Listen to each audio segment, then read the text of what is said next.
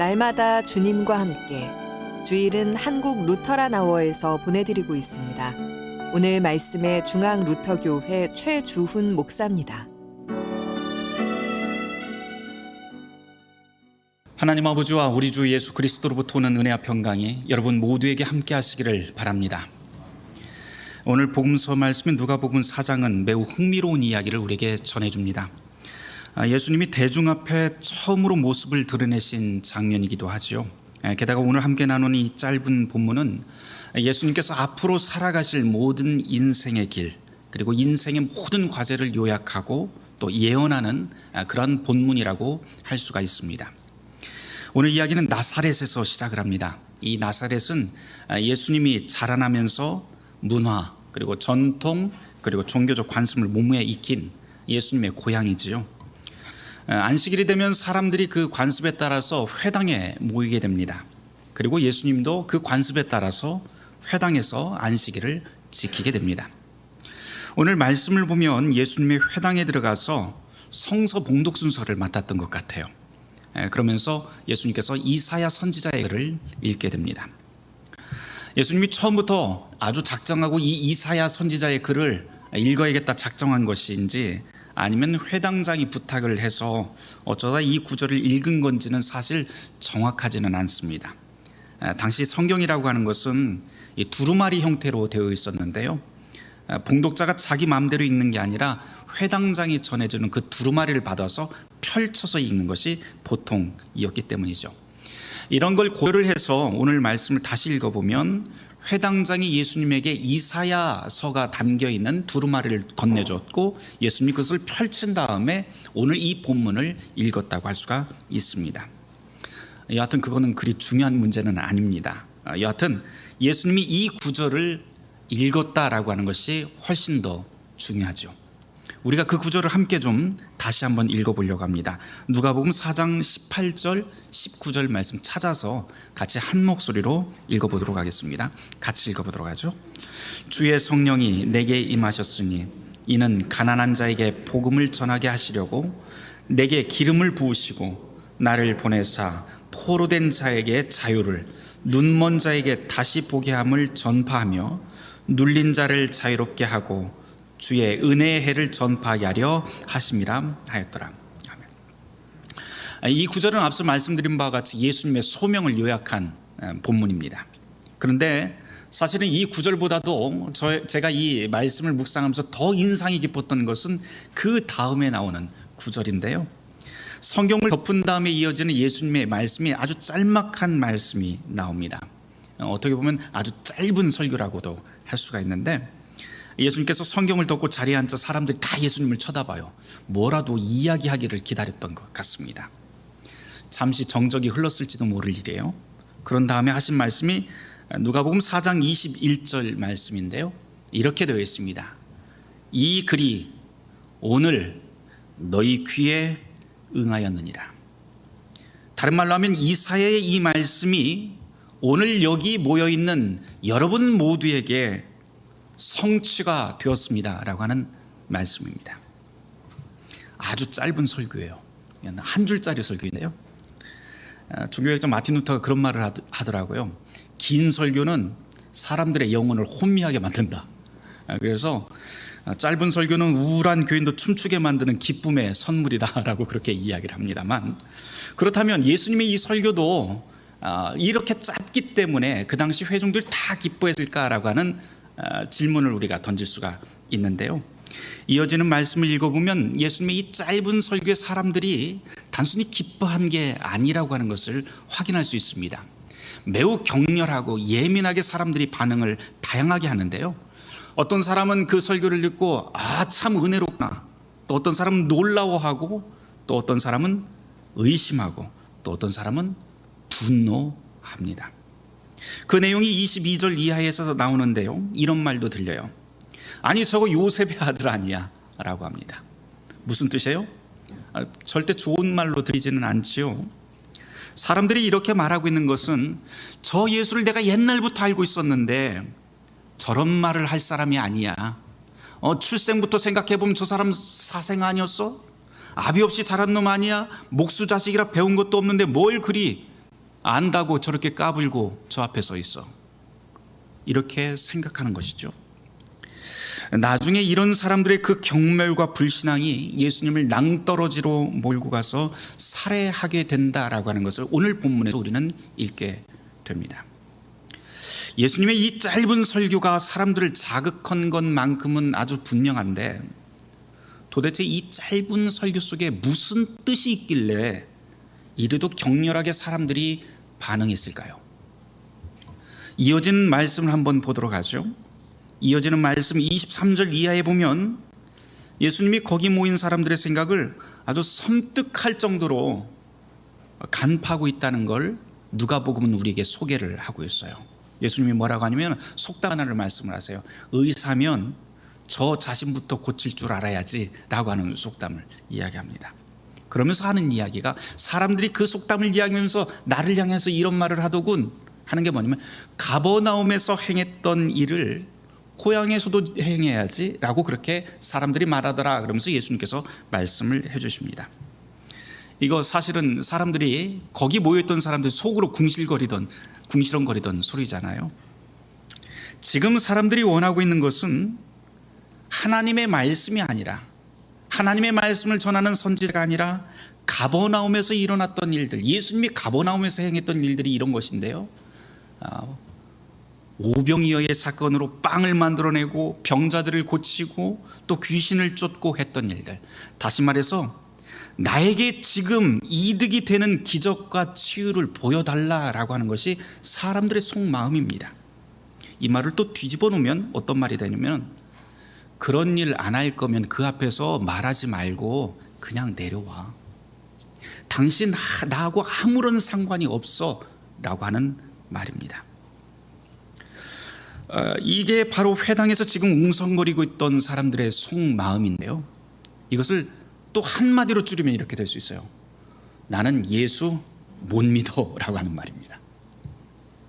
지금 회당에 모인 사람들은 분명히 하나님이 명령하신 십계명에 따라서 안식일을 거룩하게 지키겠다고 모인 사람들입니다. 매우 종교적인 사람들이에요.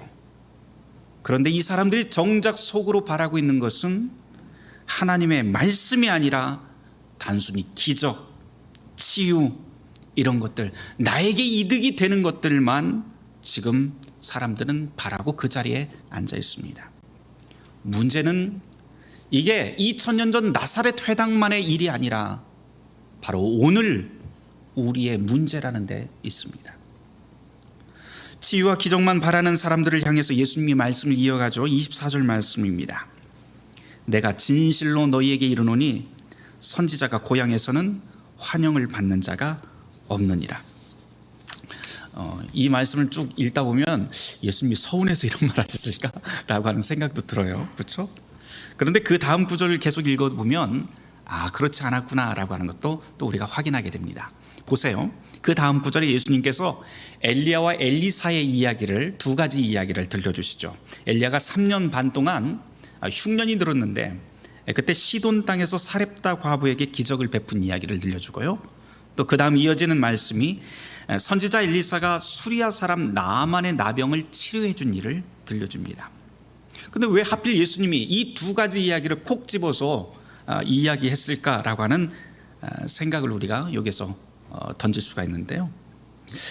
예수님께서 지금 들려주신 엘리사와 엘리야의 이야기를 가만 우리가 생각을 해보면 하나님의 은혜를 입고 혜택을 받은 사람들이 어떤 사람인가 다시 한번 생각을 해볼 수가 있어요. 그 사람들은 다 유대인이 아닙니다. 다들 유대인이 아니라 바로 이방 사람들, 게다가 이방 여인들, 홀로 된 여인, 이렇게 되어 있습니다. 유대인들 생각에는 분명히 이방 땅에는 구원이 없다고 생각했는데 유대인이 아닌 곳에, 유대 땅이 아닌 곳에 하나님의 은총이 거기에서 열매를 맺게 됩니다. 예수님이 왜 이런 말씀을 하실까요? 예수님은 아예 처음부터 유대인들이 싫어서 이방인과 여인같이 그 당시에 사람 대접 받지 못하던 사람들만 챙기려고 이런 말씀을 하셨나 싶기도 합니다. 정말 그럴까요?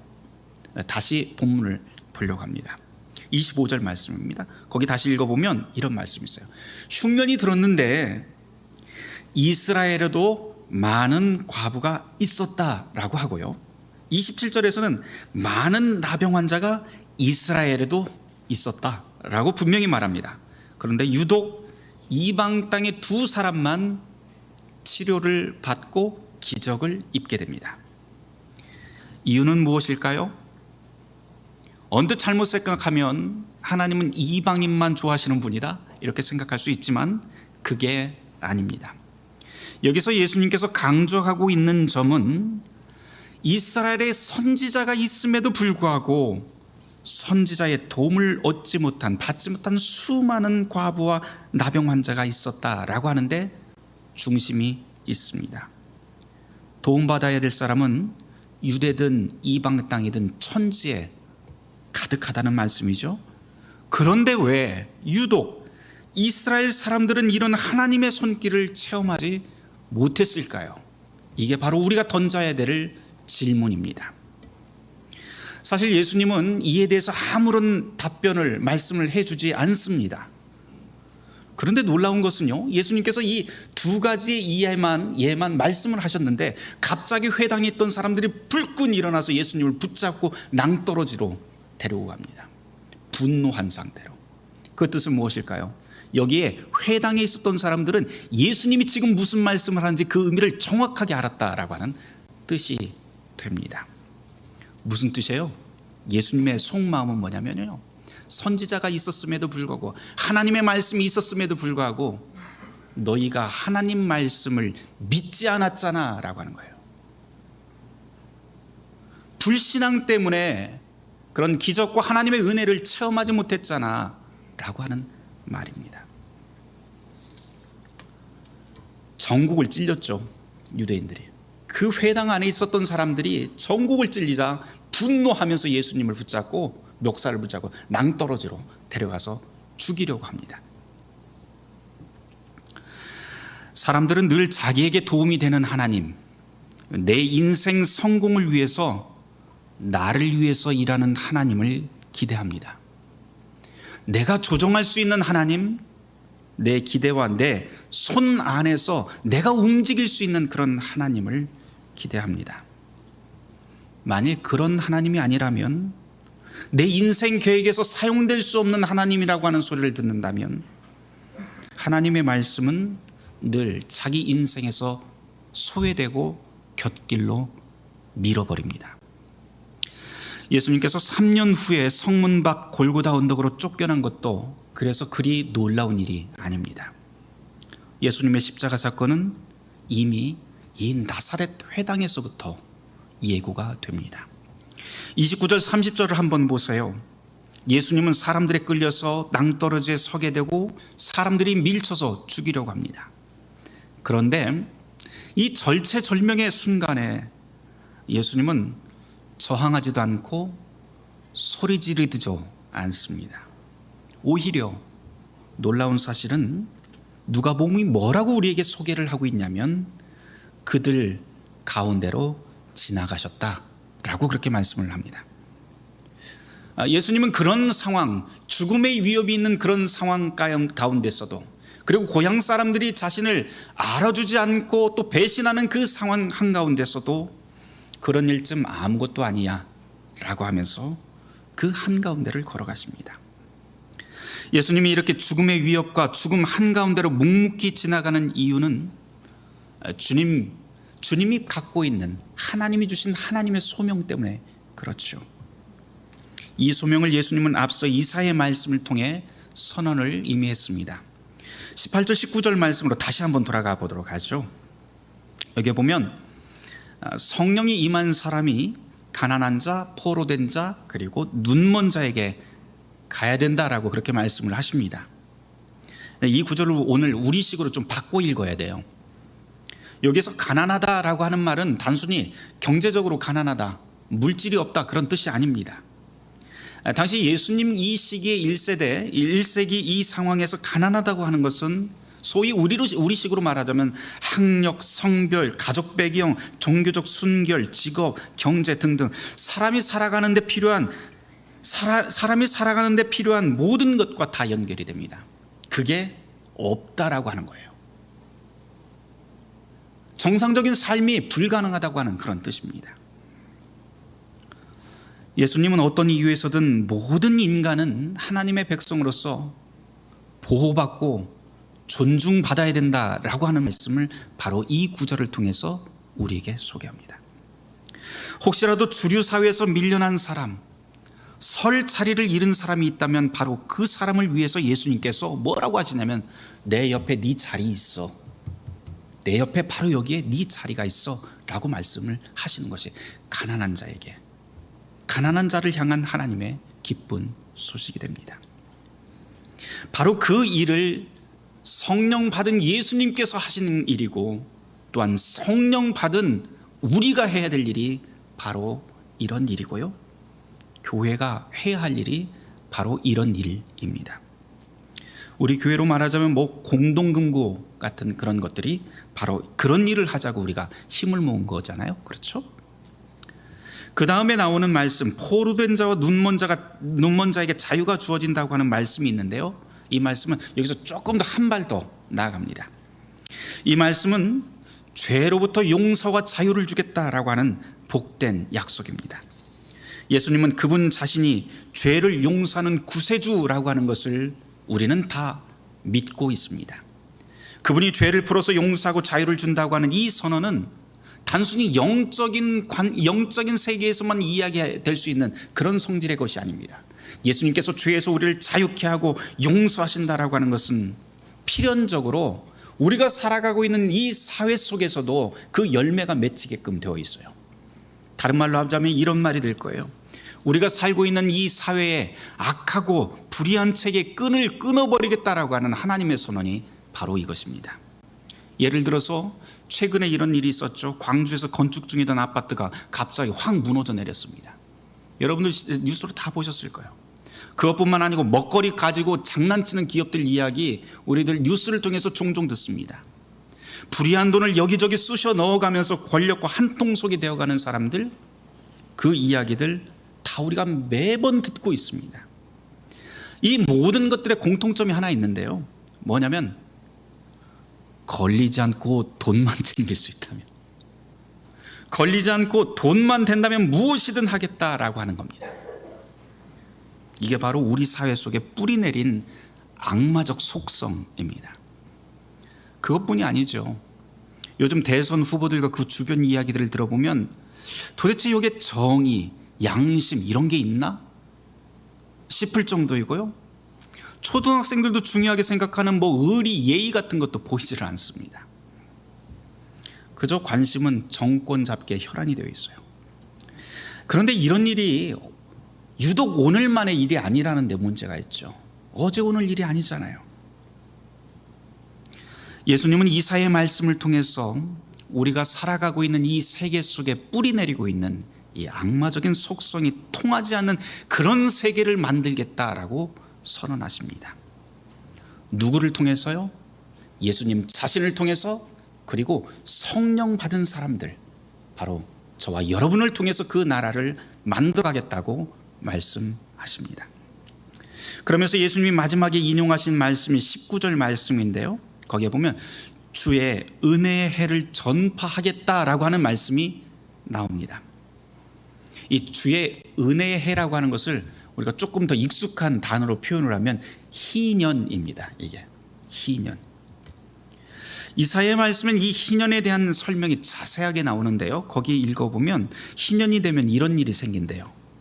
노예가 풀려나고 빚이 탕감되고 땅을 쉬게 하고 원래의 주인에게 모든 것들을 다 돌려줍니다. 그렇게 하면은 땅도 힘을 얻고 가난한 사람이 다시 살아갈 수 있는 용기를 얻게 된다고 해요. 그런데 애석하게도 이 희년이 역사 속에서는 단 한 번도 이루어지지 않았습니다. 우리가 사는 세상이 그렇잖아요. 늘 가난한 사람은 더 가난해지고 부자는 망해도 3대가 부자이고, 이런 세계를 바로잡기 위해서 하나님은 당신의 아들을 보내시고 바로 세상의 희년을 선포합니다.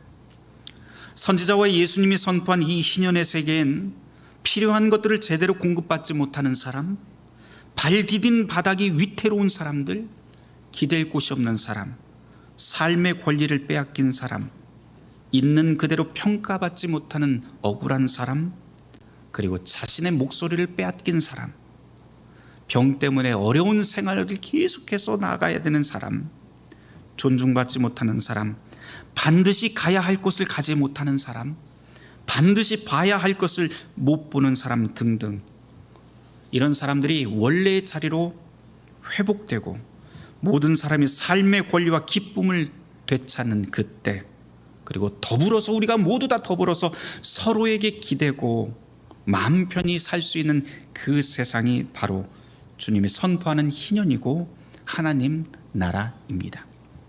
주님의 복음은 바로 그런 세계가 예수를 믿는 사람들에게 모두 다 약속되었다라고 말씀합니다. 예수님이 이사야의 말씀을 읽고 짧게 말씀하신 그 설교를 우리는 잊지 말아야 돼요. 오늘 이 말씀이 너희에게 응했다. 여기서 오늘이라고 하는 단어 굉장히 중요합니다. 내일, 조금 있다가 이런 말이 아니죠. 오늘, 지금 이런 말입니다. 2000년 전 나사렛 회당에서 들리는 이 말씀이 오늘 우리에게도 중요합니다. 우리가 복음을 들었다면 말씀이 오늘, 지금 나의 것이 되고 그 말씀을 실천하는 일은 내일이 아니라 오늘, 당장 시작되어야 됩니다. 하나님이 오늘 나에게 무엇을 시작하게 하는지, 가난하고 연약한 자를 위해서 오늘 우리가 무엇을 시작해야 하는지 기도하고 결단하며 그 일을 내일로 미루지 말아야 됩니다. 예수님께서 이사야의 말씀을 읽으시고 이 말씀이 오늘 너에게 성취되었다라고 선언합니다. 그런데 이 하나님의 말씀이 성취되었다라고 하는 그 나사렛 회당 그 현장은 사실은 하나님의 아들을 내쫓는 그런 역설적인 장소가 되어버립니다. 이 역설, 나사렛의 이 비참한 오늘이 우리에게도 여전히 오늘입니다. 오늘 우리는 어떤가요? 교회 다닌다고 하면서 예수를 내쫓고 있지는 않은지요? 우리가 그리스도인이라고 하는 사실, 그리고 그분을 내쫓고 살해하려고 하는 우리 한가운데 주님이 묵묵히 걸어가고 계시다고 하는 그 사실도 우리는 잊지 말아야 됩니다. 주님은 복음이 필요한 것이면 어디든 달려가서 위로하고 치유하고 보듬어 안고 하나님의 바른 뜻을 세워가시는 분입니다. 그곳이 설령 멸시와 죽음이 기다리는 장소라 하더라도 말입니다. 그렇게 주님은 십자가에서도 하나님의 뜻을 성취하는 분입니다. 그리고 우리의 주님은 하나님 안에 굳게 닻을 내린 사람들을 잊지 않습니다. 우리가 세례받았다는 것, 그리고 오늘 말씀을 듣고 성찬을 함께 나눈다는 것, 그것은 주님의 그 약속 안으로 우리가 부름받았다라고 하는 증거가 됩니다. 사랑하는 성도 여러분, 우리를 부르신 주님께서는 어떤 상황이든 우리 가운데 하늘 뜻을 이루실 것입니다. 바라기는 주님께서 약속한 복된 삶이 저와 여러분 모두에게 가득하길 주님의 이름으로 축원합니다. 함께 기도하겠습니다.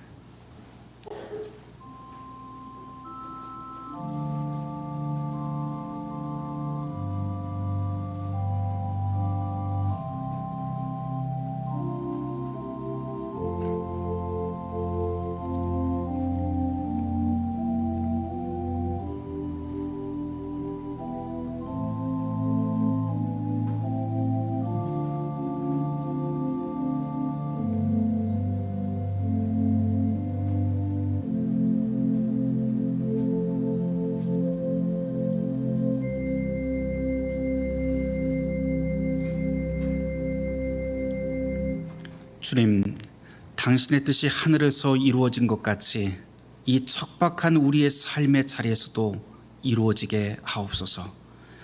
예수님 이름으로 기도했습니다. 아멘. 날마다 주님과 함께 오늘 말씀의 중앙 루터교회 최주훈 목사였습니다. 주일 순서는 한국 루터란 아워에서 보내드렸습니다.